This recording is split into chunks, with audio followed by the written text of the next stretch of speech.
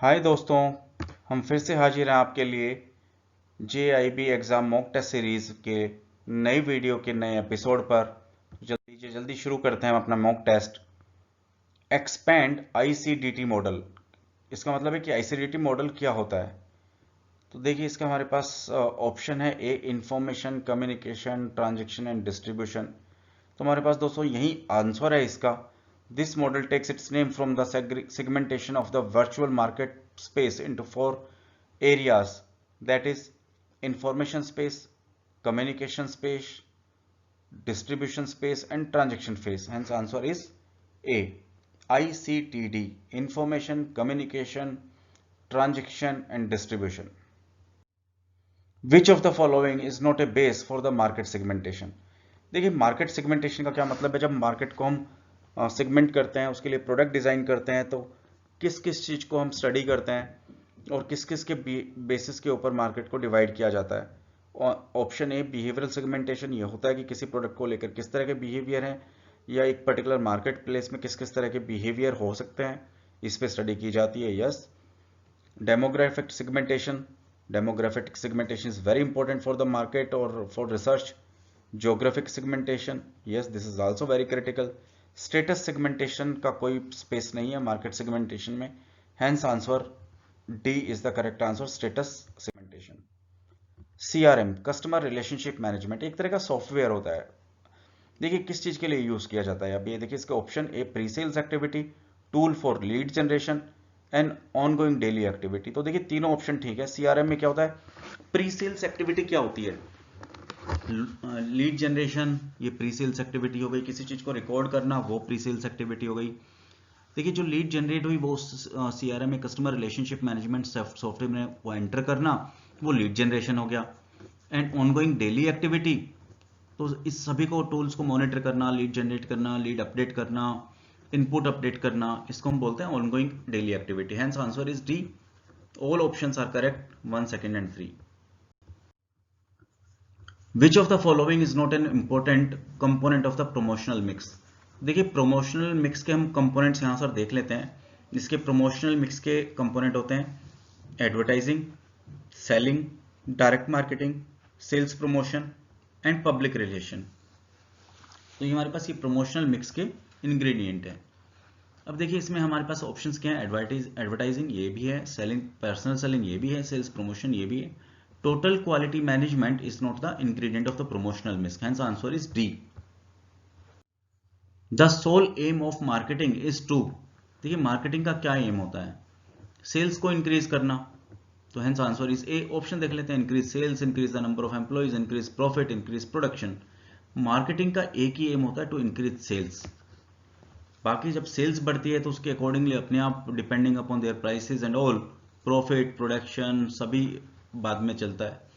But इसका main aim of marketing is to increase the sales. Bank का insurance can be sold to. देखिए, bank का insurance क्या होती है, सबसे पहले तो हम ये समझते हैं। बैंक और जब इंश्योरेंस कंपनी एक साथ हो जाती है और बैंक उनके प्रोडक्ट्स को बेचता है तो उसको बोलते हैं बैंक का एश्योरेंस। तो कैन बी सोल्ड टू किसको बेचते हैं, इसके ऑप्शन हमारे पास all banks, all insurance companies, individual agents. तो डी ऑप्शन हमारे पास all existing and prospective bank customers. तो डी हमारे पास इसका आंसर आ गया कि इंश्योरेंस प्रोडक्ट के जो बैंक का इंश्योरेंस प्रोडक्ट है can be sold to existing as well as the prospective bank customers. तो जो बैंक के कस्टमर्स होंगे उनको अगर बैंक इंश्योरेंस के प्रोडक्ट्स बेचता है थ्रू इंश्योरेंस कंपनी तो उसको बोलते हैं बैंक का insurance. Hence answer D. Your branch maintains a joint account of A and B. B is declared insolvent. In such case, the bank balance lying in the account would be paid to. तो देखिए, इसका question समझते हैं हम। एक account है जो कि ज्वाइंट अकाउंट है ए एंड बी का, इसमें बी इंसॉल्वेंट डिक्लेयर हो जाता है, तो अब बैलेंस जो है अमाउंट जो है उस अकाउंट में वो किसको मिलेगा, ए बी। इसका हमारे पास ऑप्शन है A being the solvent account holder, this is not correct. Official assignee और the receiver appointed by the court, this is also not the correct. After meeting the claim of B towards the official assigning, the balance amount will be paid to A. This is also not correct. A and official assignee or the receiver jointly. ये ठीक है। अब देखिए, इसमें क्या होता है, जब भी कोई दो लोगों में से अगर एक इंसॉल्वेंट हो गया तो वो जो पैसा मिलेगा एक तो ए को मिलेगा और दूसरा ऑफिशियल असाइनी और द रिसीवर जो इंसॉल्वेंट हो गया उसके बिहाफ पे जो भी ऑफिशियल असाइनी होगा उन दोनों को ज्वाइंटली मिलेगा, हेंस आंसर इज डी। इसको अगर थोड़ा भी आप पढ़ते हैं तो under presidency towns act to conduct the insolvency proceedings and official is appointed by the court is known as the official assignee and in case of the provincial insolvency act known as the official receiver. तो आप इसमें देखेंगे कि जो जो पैसा मिलेगा जो ए अकाउंट होल्डर है सोलवेंट है उसको, और ऑफिशियल जो बी है जो इंसॉल्वेंट हो गया उसके जो ऑफिशियली असाइनी है या उसके बिहाफ पे रिसीवर बना है, दोनों को ज्वाइंटली मिलेगा, hence answer is D. A restaurant provides food as well as the services along with the infrastructure for use. This type of service can be classified as pure tangible goods with accompanying services, hybrid, major services with accompanying minor goods. तो देखिए hybrid बोल सकते हैं because service and product service and goods का combination है, hence hybrid option C is correct.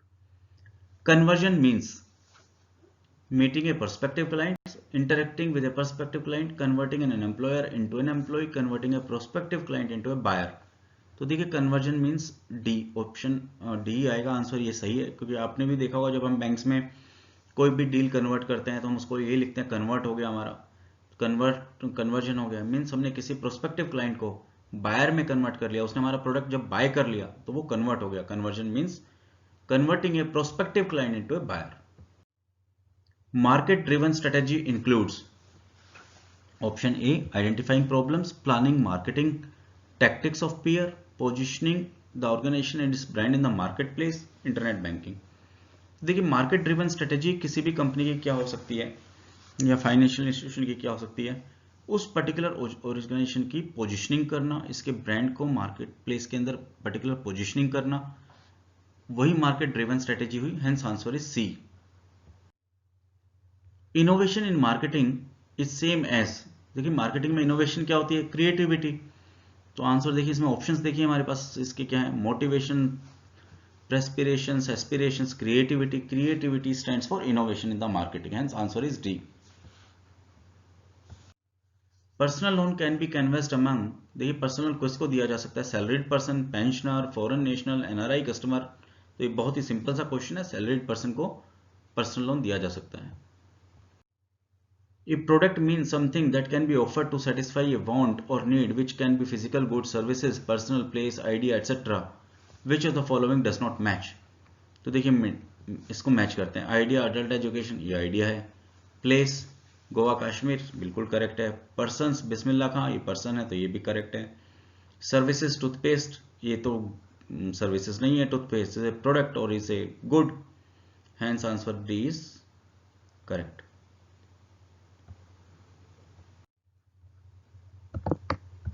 If there are declining sales leading to declining profits and no possibility of increase and improving them, which of the following strategies will be adopted by an organization? देखिए किसी भी product की sales अगर declining trend पर है और there is no possibility end of increasing and improving them, तो क्या स्ट्रेटेजी अडॉप्ट करेगी ऑर्गेनाइजेशन? ये प्रोडक्ट मॉडिफिकेशन, जिसमें ऑटोमेटिकली पहले लिखा है कोई पॉसिबिलिटी नहीं है, more of product modification, some product eliminations, इसमें भी लिखा है which is also not possible, कि कोई पॉसिबिलिटी नहीं है किसी भी चीज की, some production modification, more of product elimination, this is also not correct, product elimination. देखिए जब कोई स्कोप ही नहीं है, there is no possibility at all for increasing और इंप्रूविंग देम, तो एक ही स्ट्रेटेजी बनती है प्रोडक्ट एलिमिनेशन की, वो कंपनी उस प्रोडक्ट को मार्केट से ही विड्रॉ कर ले, hence answer is D. The best advertisement is glow sign boards on internet, TV, media, satisfied customer. तो देखिए ये बिल्कुल बोला जाता है इसके अंदर कि सेटिस्फाइड जो कस्टमर है वही आपके पास बेस्ट एडवर्टाइजर है, क्योंकि उससे अच्छी एडवर्टाइजमेंट कोई नहीं की जा सकती। अगर सेटिस्फाइड कस्टमर है तो बहुत सारे लोगों को वो आपके लिए एडवर्टाइजमेंट करता है, बताता है आपके प्रोडक्ट्स को बाय करने के लिए। यहीं तक वीडियो पर और सीरीज देखते रहिए, डेफिनेटली वीडियोस आपके लिए बहुत हेल्पफुल रहेंगी आपके JIB एग्जाम्स के लिए। तो guys thank you very much and again have a good luck for clearing the exams. Have a nice day. Bye bye.